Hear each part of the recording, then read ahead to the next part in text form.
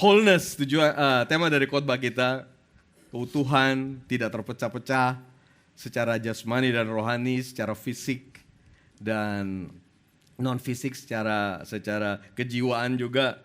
Saudaraku, kehidupan yang baik, kehidupan yang utuh, itu yang kehidupan yang sehat, begitu ya, tubuh, jiwa dan roh, jasmani dan rohani. Saudaraku, itu yang mau kita bicarakan pada pagi hari ini, saudara. Saudara tahu kita tidak bisa begitu rohani sehingga kita mengabaikan tubuh kita dan mengabaikan jasmani kita. Kita tidak bisa, kita mau berdoa aja udah. Hari ini saya nggak mau keluar kamar, doa aja terus doa. Besok doa lagi. Tentu puji Tuhan kalau kita banyak berdoa. Puji Tuhan kita banyak baca firman Tuhan. Tetapi saudaraku, kita nggak bisa menjadi begitu rohani sehingga kita mengabaikan jasmani kita, fisik kita, apa yang terjadi di dunia kita, nyata kita. Tetapi di sisi lain, saya tahu kita setuju juga bukan? Di sisi lain, tubuh kita, fisik kita, kehidupan jasmani kita, kehidupan karir kita, itu bukan bagian yang terpenting. Kerohanian kita penting. Amin. Jiwa kita juga penting. Kesehatan jiwa kita penting. Minggu lalu kita bicara mengenai bagaimana mengatasi ketakutan, mengenai mengatasi depresi. Saya pikir akhirnya percuma kita hidup banyak uang, kita kaya secara keuangan, kita berhasil secara jasmani, kita menempati posisi yang luar biasa di dalam pekerjaan kita. Tapi di sisi lain kita hidup dalam ketakutan, kita hidup di dalam kecemasan, kekhawatiran, bahkan depresi, malam-malam yang kita tidak bisa tidur sehingga kita harus minum pil tertentu untuk kita bisa tidur. Bukan begitu kan? Jadi saya ingin mengawali khotbah saya siang ini dengan bertanya kepada kita, adakah saudara yang saat ini sedang burn out, capek? Adakah saudara yang sedang lelah, patah semangat, cemas, khawatir, bahkan tegang dalam hidup ini?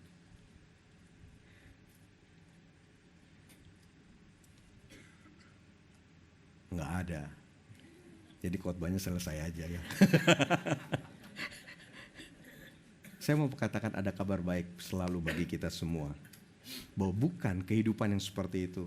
Kehidupan yang penuh dengan ketegangan, kecemasan, ketakutan yang menguasai kita, yang menghantui kita. Di luar kita kelihatannya sukses, kita berhasil. Tapi orang gak tahu malam-malam kita yang gak bisa tidur. Saudaraku, bukan kehidupan seperti itu yang Tuhan mau saudara jalani. 3 Yohanes 1 ayat 1 sampai 4. Ini suratnya Yohanes. Di sini dia pakai kata penatua kepada Gaius. Gaius ini pemimpin gereja pada waktu itu. Salah satu pemimpin gereja pada waktu itu, dan Gaius banyak memberi tumpangan kepada orang-orang percaya. Dan situasi kondisi Gaius pada waktu itu, gereja itu lagi dianiaya, saudara. Jadi ini kehidupan Gaius yang tidak mudah, penuh dengan penderitaan, penuh dengan tantangan. Begitu ya. Jadi latar belakangnya kira-kira begitu. Mari kita lihat dari penatua kepada Gaius yang terkasih, yang kukasihi dalam kebenaran. Saudaraku yang terkasih, aku berdoa semoga engkau baik-baik saja, engkau baik-baik dan sehat-sehat saja dalam segala sesuatu, sama seperti jiwamu baik-baik saja. Sebab aku sangat bersuka cita ketika beberapa saudara datang dan bersaksi tentang hidupmu dalam kebenaran. Sebab memang engkau hidup dalam kebenaran. Bagiku tidak ada sukacita yang lebih besar daripada mendengar bahwa anak-anakku hidup dalam kebenaran. Ayat 1 sampai 4, 2 hal penting yang saya mau ajak kita pelajari. Yang pertama, ini surat kembali lagi kepada Gaius, pemimpin gereja di masa yang sulit pada waktu itu bagi gereja, penuh dengan penganiayaan, penuh dengan penderitaan. Tetapi kepada Gaius yang seperti itu, Yohanes ingin agar Gaius baik-baik saja, sehat-sehat saja dalam segala sesuatu, sama seperti jiwanya juga baik-baik saja. Dan keinginan Yohanes untuk Gaius, saya percaya juga ini keinginan Tuhan buat kita, buat saudara dan saya. Tuhan ingin betul-betul Kita baik-baik dan sehat-sehat saja dalam segala sesuatu, sama seperti jiwa kita juga baik-baik saja. Agar kita baik, sehat, sejahtera gitu kan. Secara jasmani dan secara rohani.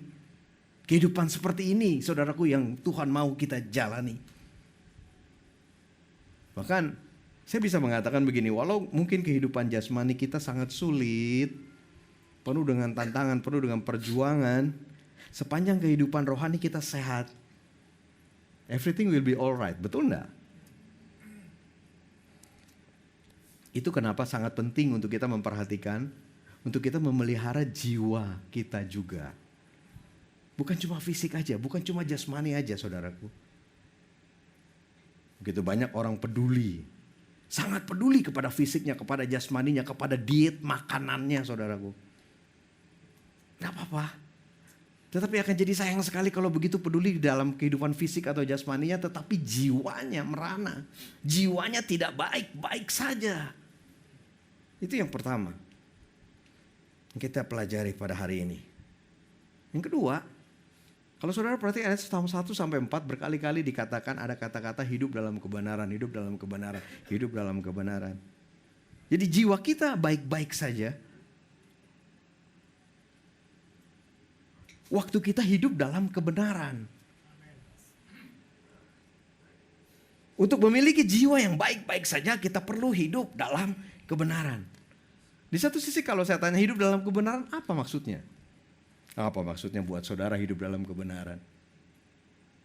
Ini betul dan kita bisa mengatakan hidup dalam kebenaran berarti kita hidup bukan dalam dosa. Betul enggak?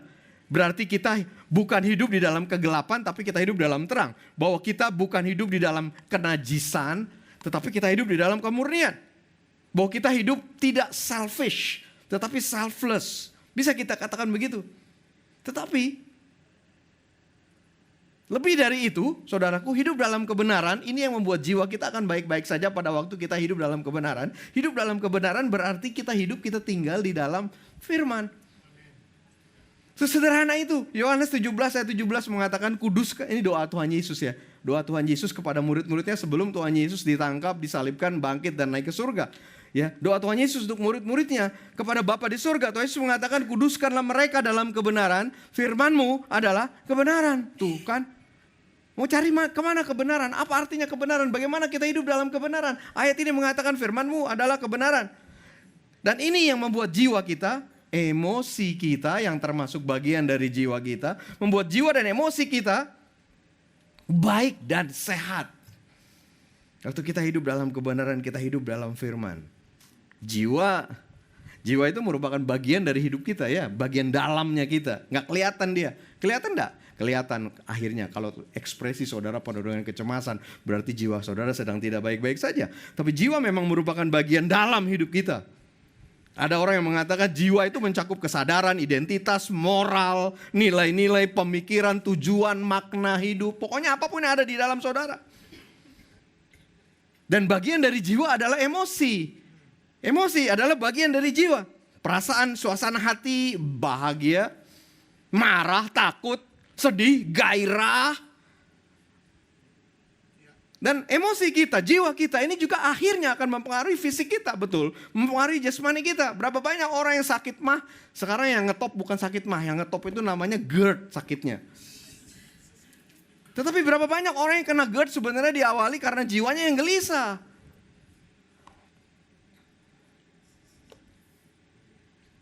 Deg-degan, denyut jantungnya cepat banget gitu. Karena gelisah di dalam. Dan kehidupan kekristenan, kehidupan yang Tuhan sediakan buat saudara adalah kehidupan yang baik dan sehat, jasmani dan rohani.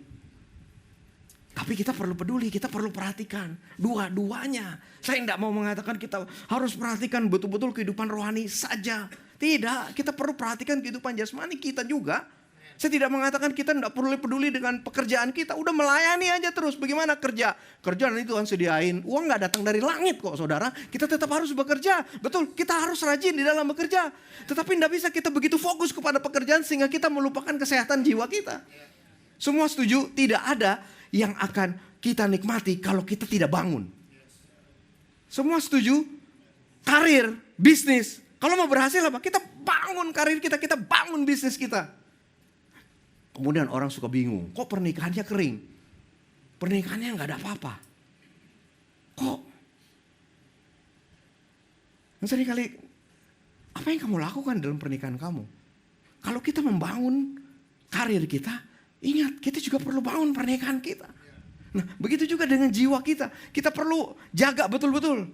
Sekarang diet juga sudah luar biasa, saudara ya.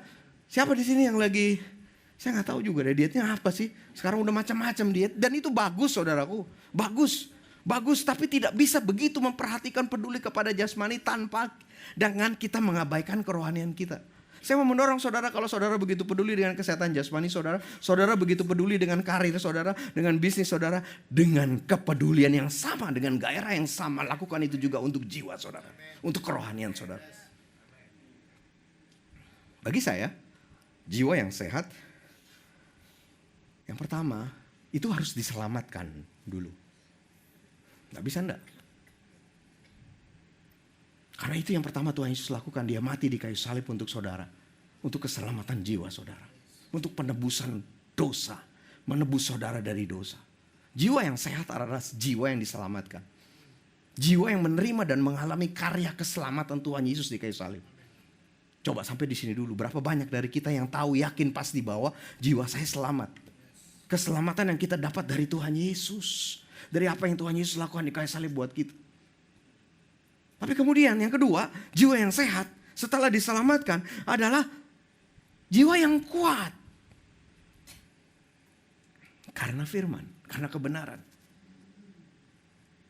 Tuhan Yesus mengatakan, kuatkanlah hatimu, aku telah mengalahkan dunia. Kekuatan yang kita dapat dari Tuhan. Kuat enggak? Cukup kuat enggak jiwa saudara? Lalu yang ketiga, bagi saya diselamatkan, kuat. Yang bagi saya, yang juga penting adalah jiwa yang segar. Ini yang Tuhan sediakan bagi kita untuk kita jalani. Amin. Jiwa yang segar. Mazmur 23 ayat berapa itu ya?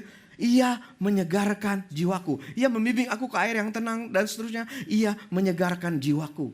Tuhan menyegarkan jiwa kita. Tuhan akan menyegarkan jiwa saudara. Itu adalah bagian saudara. Tuhan mau menyegarkan jiwa saudara, jiwa yang segar. Itu tanda dari jiwa yang sehat. Dan yang satu lagi adalah jiwa yang stabil, tidak naik turun. Situasi bisa naik turun, keadaan bisa naik turun. Tetapi kita stabil, kita teguh. Mazmur 31 ayat 25 mengatakan, kuatkanlah dan teguhkanlah hatimu, hai semua orang yang berharap kepada Tuhan. Bagi saya inilah gambaran dari jiwa yang sehat. Yang saya harus maintain, yang saya harus pelihara. Dan ini yang Tuhan mau kita jalani kok. Yang Tuhan mau kita hidupi kok. Dan hal-hal tersebut, jiwa yang sehat ini selalu merupakan produk atau hasil dari hubungan yang hidup dan aktif dengan Tuhan. Nggak bisa enggak? Hubungan yang hidup. Begitu ya. Tuhan yang hidup dengan saya yang hidup, kami mempunyai hubungan yang hidup. Dan aktif, bergairah dengan Tuhan. Dan seringkali tanda kita punya hubungan hidup dan aktif dengan Tuhan adalah, apakah saudara punya waktu setiap hari untuk Tuhan? Apakah saudara tahu saudara punya tujuan hidup yang bukan hanya saudara sendiri yang tetapkan, tapi tujuan yang dari Tuhan buat saudara? Wah, itu penting banget saudara. Jiwa yang sehat sekali lagi merupakan hasil dari hubungan yang hidup dan aktif dengan Tuhan. Dan kalau saudara katakan, cuma perlu ini loh, aku mau punya hubungan yang seperti itu dengan Tuhan. Karena Tuhan lebih lagi ingin mempunyai hubungan yang seperti itu dengan saudara. Tuhan gak ingin tuh hubungannya kaku gitu loh. Hubungannya tuh bukan liturgis. Apa sih? Pokoknya datang kebaktian gak boleh ketawa. Oh gak boleh, oh tuh yang ketawa gak boleh. Apakah Tuhan seperti itu? Enggak. Tuhan mau kita bebas datang kepada dia. Tuhan mau kita betul-betul bisa bersekutu dengan dia, menikmati dia, hidup, bergairah. Apakah saudara bergairah dengan Tuhan saudara? Ini seringkali juga menjadi cek buat saya. Apakah sehat keadaan rohani saya? Saya selalu menjadikan parameter kesehatan jiwa saya, kesehatan rohani saya Saya selalu lihat dari parameter bagaimana kegairahan saya kepada Tuhan. Lalu kalau saya nggak bergairah gimana sama Tuhan? Nggak apa-apa, itu kenyataan, betul. Tetapi do something. Betul ya? Do something, jangan terus terlarut di situ. Kalau saudara tidak bergairah kepada Tuhan, saudara tidak merasa hubungan saudara dengan Tuhan hidup, ya nggak apa-apa juga kalau memang ada di stage itu, tapi jangan berhenti di situ. Karena kalau saudara berhenti di situ, makin turun, makin susah baliknya, saudaraku. Dan yang paling mudah datang kepada Tuhan. Tuhan, kenapa saya bosan ya dengan Tuhan? Berani nggak saudara bilang begitu? Itu nggak apa-apa loh. Sepanjang Tuhan, saya bosan sama Tuhan, tapi saya nggak mau begini terus. Karena Tuhan saya ini hidup, Tuhan saya bergairah, Tuhan saya penuh dengan sukacita, penuh dengan damai sejahtera yang Dia berikan kepada saya, kepada kita. Punya hubungan, punya waktu dengan Tuhan, itu parameternya. Punya tujuan yang dari Tuhan. Hubungan yang hidup dan aktif, bergairah dengan Tuhan. Apakah saudara ada di level itu? Dan saya mau membawa saudara ke situ karena ini yang Tuhan inginkan. Hubungan yang hidup, hubungan yang bergairah dengan Tuhan. Dan jiwa yang sehat, hasil dari hubungan kita dengan Tuhan.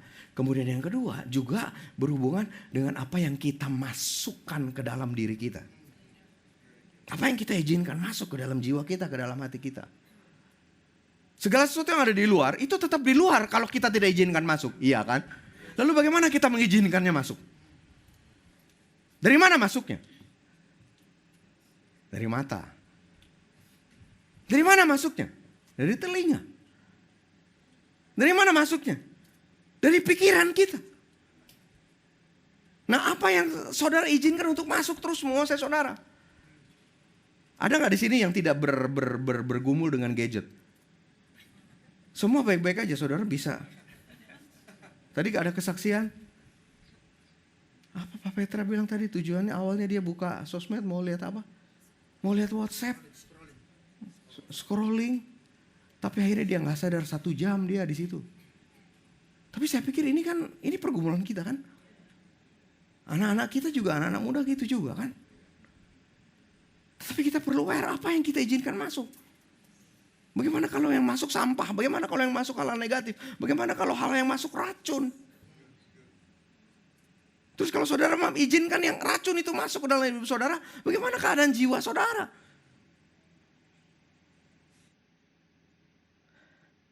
Bagi orang yang diet, betul-betul dia jaga apa yang masuk lewat mulutnya. Iya apa ya?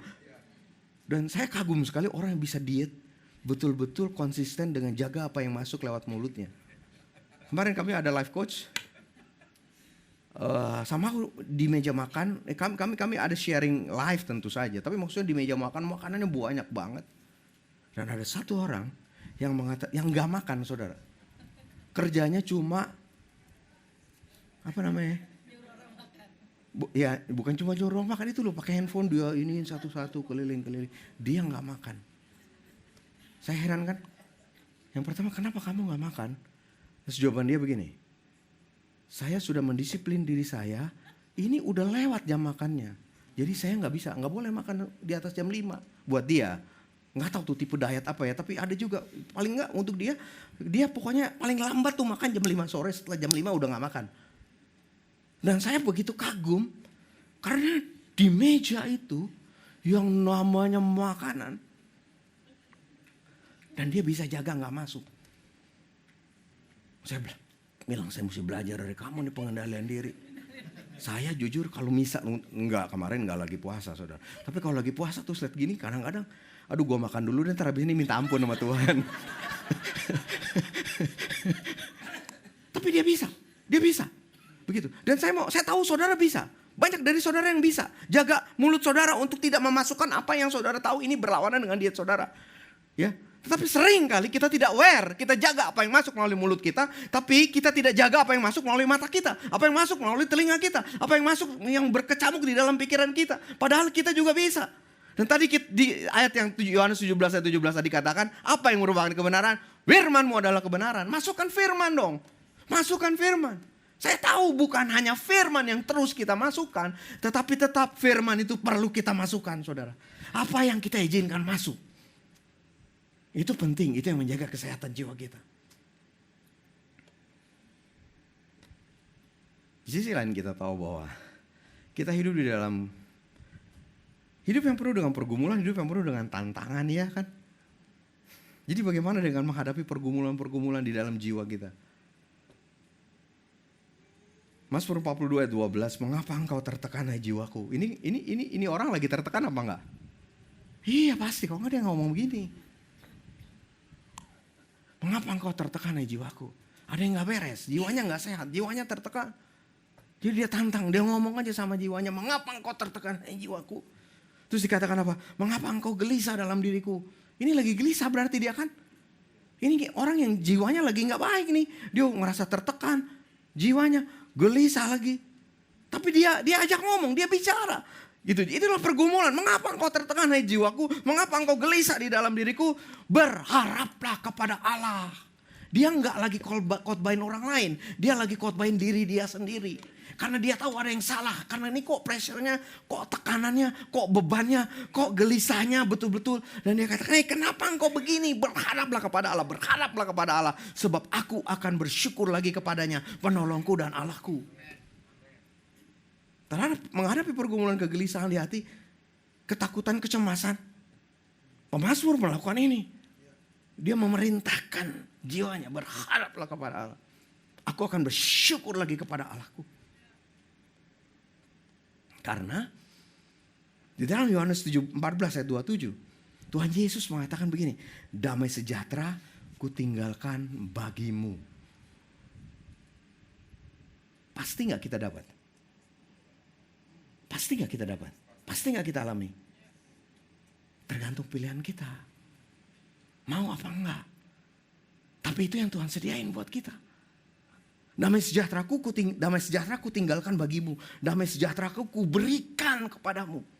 Dan aku memberi kepadamu tidak seperti dunia memberi. Itu terjemahan yang baru. Terjemahan yang lama katakan begini. Apa yang kuberikan tidak seperti yang diberikan oleh dunia kepadamu. Sibuk cari kedamaian dari dunia, dari keadaan. Padahal kedamaian yang sesungguhnya kita dapat dari Tuhan. Dari firman Tuhan. Dan Tuhan betul-betul mengatakan ini dia sediakan bagi kita. Saya mau mengatakan kepada saudara, berapa banyak di sini yang udah lama lupa dengan yang namanya damai sejahtera di hati? Saudara sedang alami damai atau tidak? Kalau saudara tidak sedang merasakan damai, enggak apa-apa. Saya bukan bilang, wah udah deh, enggak apa-apa. Tapi berarti ini firman buat saudara. Karena damai sejahtera Tuhan berikan buat saudara. Dia sediakan buat saudara. Dan damai sejahtera yang dari Tuhan bukan, tidak seperti apa yang dunia berikan. Kita tinggal perlu sadar bahwa kita kehilangan ini, kita butuh ini, kita mau terima ini dari Tuhan. Itu kenapa kembali lagi pemazmur mengatakan, hey, bukan, ada alasan kita tertekan. Ada alasan kita gelisah, pasti ada alasan, pasti keadaan di luar. Mungkin saya tidak bisa kontrol, saya tidak bisa kendalikan sehingga saya begitu gelisah. Tapi hey, berharaplah kepada Allah. Aku mau damai sejahtera Tuhan yang memerintah aku. Aku mau bersyukur sekali lagi kepada Tuhan. Damai sejahtera ku tinggalkan bagimu, damai sejahtera ku berikan kepadamu. Aku memberi kepadamu tidak seperti dunia memberi, kata Tuhan Yesus. Janganlah gelisah dan gentar hatimu. Bisa enggak kita tidak gelisah? Bisa, saudara. Tanpa perlu masalahnya selesai dulu.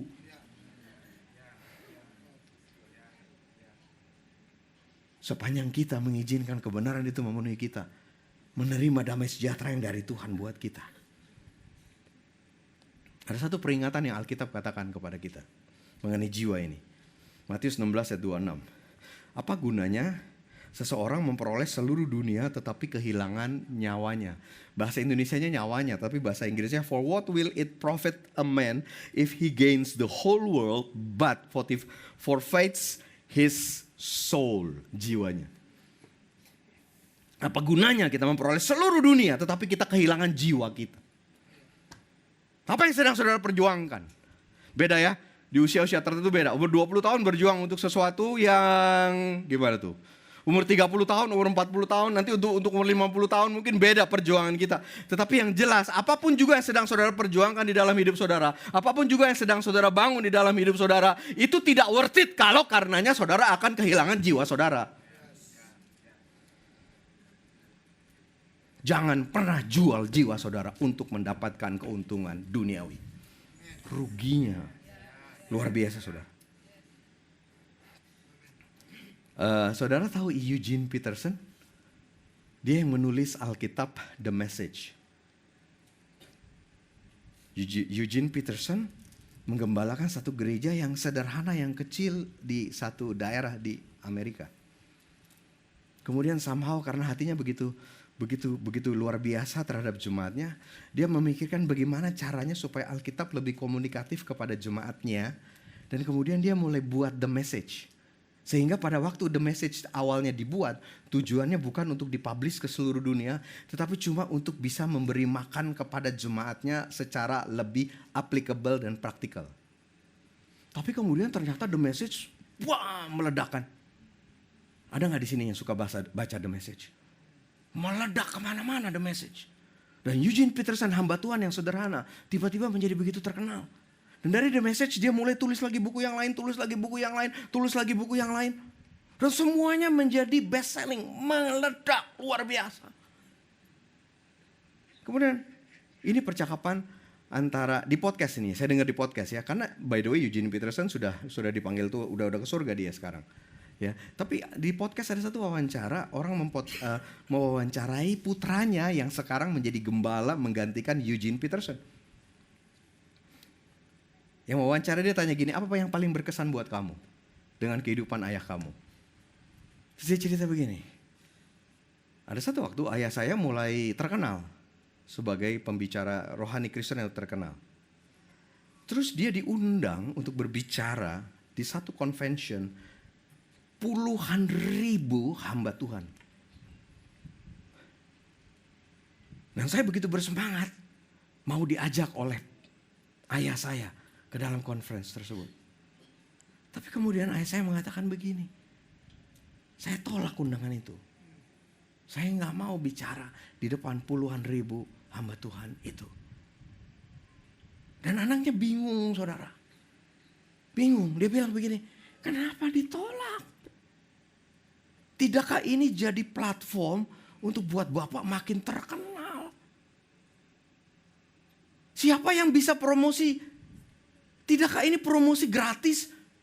Bapak dapat dapat fee, terus menjadi promosi yang gratis dan semua orang akan membicarakan Bapak ke seluruh dunia.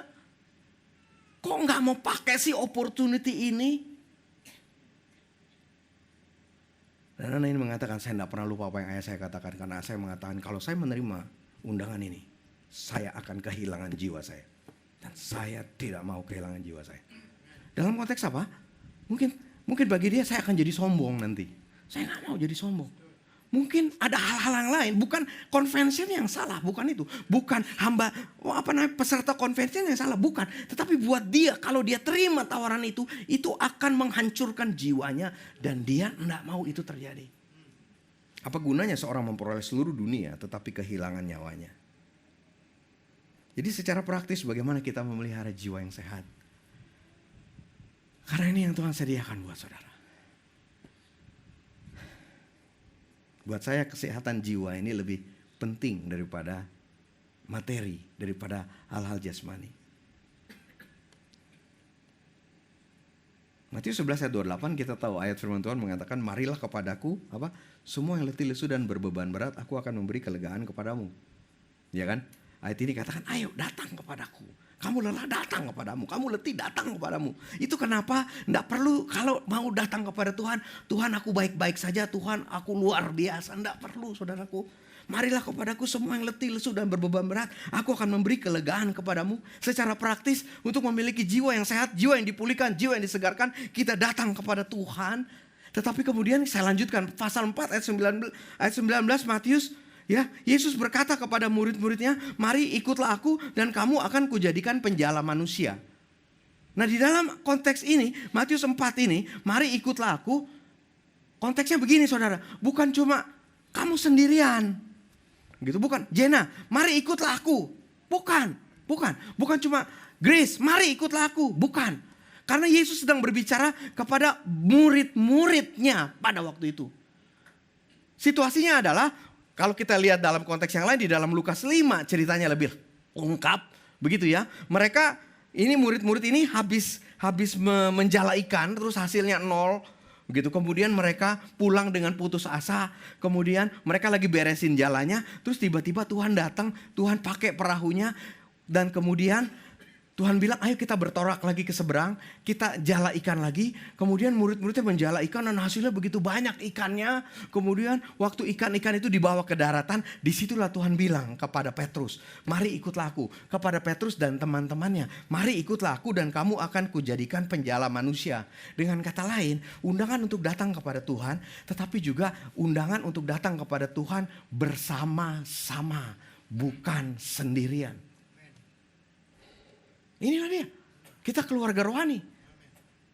Tuhan adalah Tuhan yang personal, tapi jangan datang kepada Tuhan cuma sendirian. Datang dengan saudara-saudara kita yang lain. Terbuka untuk itu. Itu kenapa? Love God, love people. Iya kan? Secara sederhana itu. Love God, love people. Berarti connect with God, tapi juga connect with people. Saudara perlu lakukan dua-duanya. Dan ini akan membuat saudara sehat, saudaraku. Ikut bersama-sama dengan saudara-saudara seiman yang lain. Itulah yang membuat kekristenan jadi susah. Saudara, seringkali yang membuat kekristenan jadi susah bukan karena susah ikut Tuhan. Tapi yang susah tahu gak apa? Susah ikut Tuhannya sama-sama masalahnya. Kalau saya ikut Tuhan sendiri mungkin masih oke. Pak Dodi ikut Tuhan sendiri masih oke. Tapi begitu saya dan Pak Dodi kita ikut Tuhan, kita bisa berantem ya gak Pak Dodi? Itu yang susah. Seringkali itu yang terjadi. Tapi itulah panggilannya. Tuhan memanggil kita untuk bersama-sama saudaraku. Love God, love people. Connect with God, connect with people. Dan bersama-sama di dalam mengikuti Tuhan. Kita berjalan melakukan tujuan yang Tuhan panggil untuk kita lakukan. Ini yang saya mau sampaikan kepada saudara. Saya percaya inilah firman untuk kita semua pada pagi hari ini. Dan saya akan menutup dengan memberi kesaksian mengenai Pak Samin. Ada nggak yang kenal Pak Samin di sini? Wah, ini fotonya sebelum COVID. Ada foto saya bersama Pak Samin yang setelah COVID, tapi lebih baik yang ini aja. Siapa Pak Samin? Nggak tahu saya. Mulainya dia di gereja office boy, tukang bersih-bersih. Sederhana banget orangnya. Terus dia jualan bakso sama istrinya. Sampai sekarang dia masih melakukan itu. Jualan bakso, jualan keripik di salah satu sekolah. Masih kan ya? Karena kemarin saya ngobrol sama dia. Kemarin ini saya cerita udah minta izin sama Pak Samin. Saya ngobrol per telepon. Bapak lagi di mana? Lagi di sekolah. Ngapain Pak? Kan jualan Pak, bantu-bantu sekolah. Secara materi, Pak Samin ini sederhana banget, saudara. Tapi dalam pergaulan saya dengan Pak Samin, saya sempat bilang, saya bahkan katakan Pak Samin, Pak, kenapa saya ngerasa Bapak lebih kaya dari saya ya? Somehow. Nah saya cerita kepada saudara kenapa saya ambil kesimpulan itu. Tapi saya sampaikan dulu secara fisik ya. Ini orang udah materinya terbatas banget. Susah secara materi. Tapi juga berkali-kali mengalami gangguan kesehatan. Tapi dia begitu beriman kepada Tuhan sehingga selalu sembuh, selalu pulih gitu. Dan dia bilang Tuhan menyembuhkan saya. Tapi saya daftar. Dia aja udah lupa loh. Saya ngingetin, Bapak kan pernah operasi kantong empedu, betul gak? Oh iya betul, saya pernah operasi kantong empedu. Bapak kan pernah beberapa kali dirawat di Persahabatan karena masalah paru-paru Bapak. Oh iya betul. Saya pernah dirawat karena masalah paru-paru. Pernah apa San? Karena dia cerita kepada saya, terus dia bilang begini. Kemudian tahun 2000, dia mengalami pendarahan otak, stroke hemoragik saudara. Pendarahan otak dan dia dioperasi. Dikeluarin cairan darahnya dari otaknya. Kalau itu dia ingat, itu yang dia sampaikan kepada saya. Tapi Tuhan pulihkan saya Pak. Tuhan sembuhkan saya. Dan yang terakhir di tahun 2021 atau 2022, lambungnya berdarah. Mengalami pendarahan lambung yang begitu banyak. Yang hampir kehilangan nyawa. Dia dirawat di 2 rumah sakit, tapi akhirnya di rumah sakit terakhir, dia selamat, dia sembuh.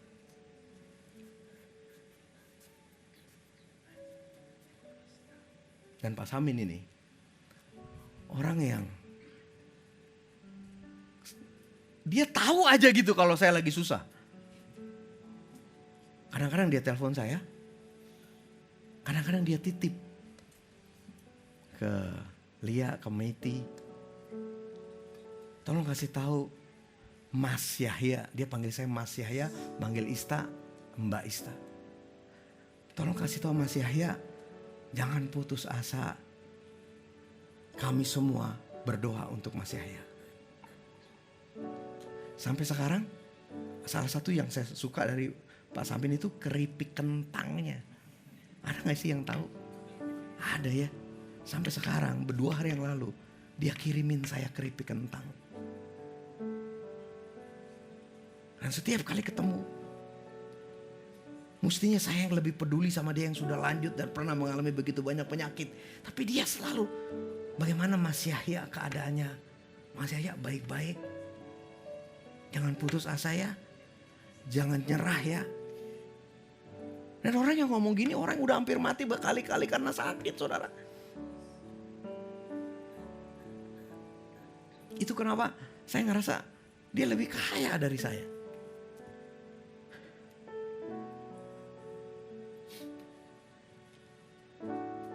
Dan yang luar biasa saya tanya, Pak Samin, sekarang selain jualan Bapak apa? Ngapain aja sih? Saya merintis gereja baptis di Ciledug, Pak. Itu yang pertama. Kemudian saya merintis gereja baptis di Rajek. Rajek apa Rajek sih? Rajek. Nggak tahu juga daerah mana itu saya. Rajek. Saya merintis gereja di Rajek. Dan waktu saya merintis gereja di Rajek, bukan dia cuma dampingi aja. Sekarang pendetanya di Rajek itu anak muda, Pak. Belum nikah. Karena itu saya lagi ajak dia. Karena di Rajek udah banyak. Yuk kita ngerintis lagi di kota bumi. 3 gereja. Dia terlibat dalam perintisan.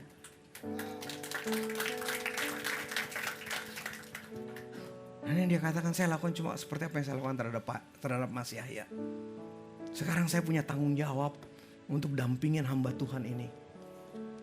Kadang-kadang saya ngerasa untuk cariin istri dia. Tapi sebenarnya lebih penting untuk dia tetap bersemangat di dalam melayani Tuhan. Karena saya tidak mau ada anak muda di dalam potensi, di dalam semangat melayani Tuhan. Tiba-tiba semuanya itu hilang karena tantangan kehidupan.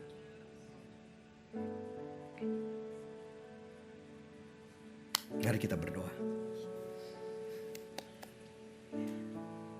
Terima kasih untuk waktu ini. Biar kami introspeksi. Bagaimana keadaan jiwa kami Tuhan. Kami mau terbuka di hadapan Tuhan. Bagaimana jiwa saudara? Apakah saudara baik-baik dan sehat-sehat saja di dalam? Katakan itu kepada Tuhan.